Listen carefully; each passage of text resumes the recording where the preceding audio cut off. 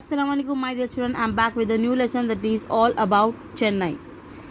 Till now we have read about Delhi, Mumbai and Kolkata. These three are the important cities of India and many people live in these cities. Now it's time to learn about Chennai. Chennai, Mumbai, Delhi and Kolkata, these four cities are the metropolitan cities like we have read it before. And metropolitan means nothing but it's a big city. Okay. Now moving ahead, how did the city of Chennai in South India develop? What kind of climate does Chennai have? What are some important places to visit in Chennai? Let's find out all these things. So let's get started. Aunt Sheila is back from a holiday in Chennai. She enjoyed it very much. At home, she showed the twins the photographs she had clicked in Chennai. So Aunt Sheila, she came back from the Chennai. She went to actually Chennai to spend her holidays. Then back from Chennai, she came to these twins, Millie and Joy, and she showed the photographs whatever she clicked in the Chennai. The twins wanted to know more about this city of beaches, and the twins were very excited to know more in detail about Chennai. And just like Mumbai, Chennai is a coastal city. So Mumbai is also a coastal city, so Chennai is also coastal city like Mumbai. And Mumbai lies on the west coast on the Arabian Sea, and Chennai is on the southeast coast of India. So Mumbai, we have learned about that it lies on the west coast on the Arabian Sea na. And here Chennai, it is on the south. Where is south, children? Here na. This is south, right? So where is west? Here. East is here and north is here. So Chennai is this red part. Okay. So Chennai is on the southeast coast of India. Look at the picture here. This is the south and it is the coast. Coast means what? A land which is near to sea. So this red part is near to the sea now. That is why we are calling it as coast.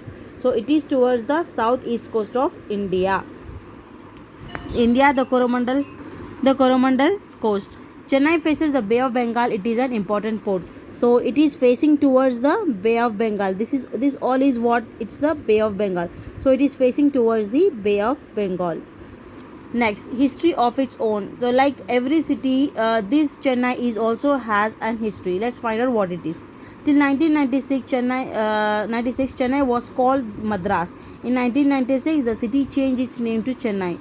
So till 1996, children, Chennai was called as Madras. Now it is renamed as Chennai. In which year it got renamed? Means in 1996.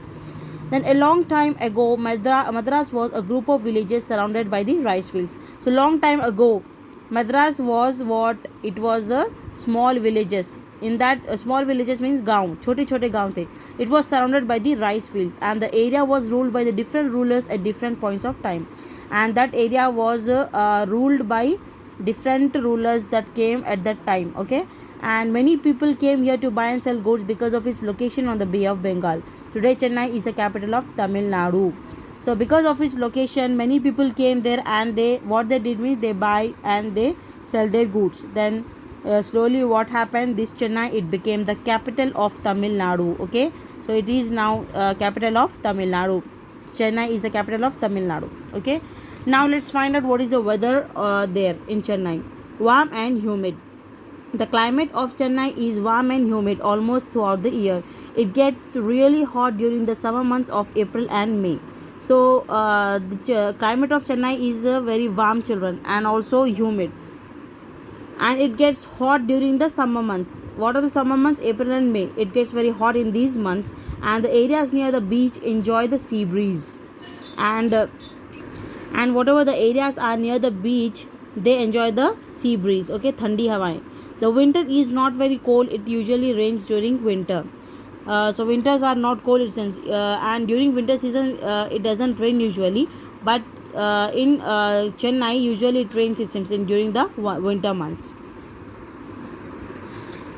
Now let's check out the fact. The Tamil Nadu Governor's House has one of the India's smallest national parks, the Gindi National Park. Though small, it has a wide variety of rare trees and birds. So Tamil Nadu Governors, they has one smallest national park, India's smallest national park, called as Gindi National Park. This park is very small, but it has a wide variety of rare trees and birds. Now moving around the city. Tale of two cities. Now let's move around the city. What are the important places in Chennai? Let's find out that. A tale of two cities. If you want to get an idea of Madras in British times, then Georgetown is a place to go. So British time is what? When India before it got independence, British people used to come and live in India.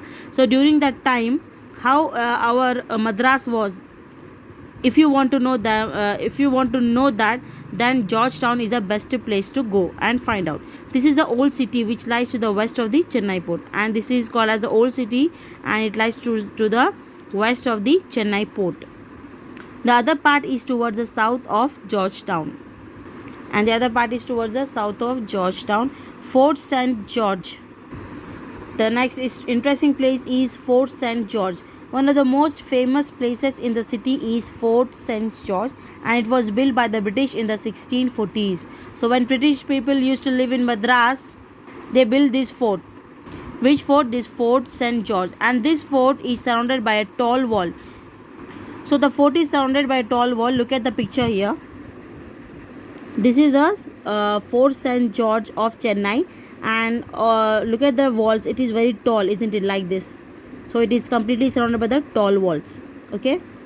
A part of the fort has been made into a museum, and the rest of the fort now holds the offices of the Tamil Nadu government.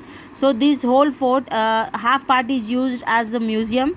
It has been made into a museum, and the other half part is used by the government of Tamil Nadu. The next interesting place is the Marina Beach. It is the second longest beach in the world. It is 12 kilometers long. So this Marina Beach is the second longest beach of the world, and it is 12 kilometers long. And the tourists love to sit on the golden sand. A tall lighthouse towards the south end of the beach lights up the evenings. So the tourists, whoever comes to visit that place, they love to sit there on the golden sand.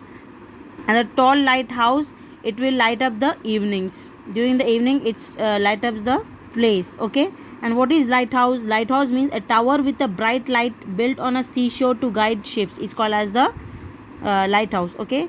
So Elliott's Beach forms the end point of the Marina Beach. It is one of the cleanest beaches of the Chennai. So next is the Elliott Beach, and it is the famous beach of Chennai, and it is the cleanest beach, it seems. It forms the end point of the Marina Beach.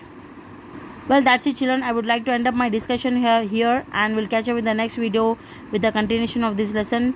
Till then, stay safe, stay connected. Allah Hafiz.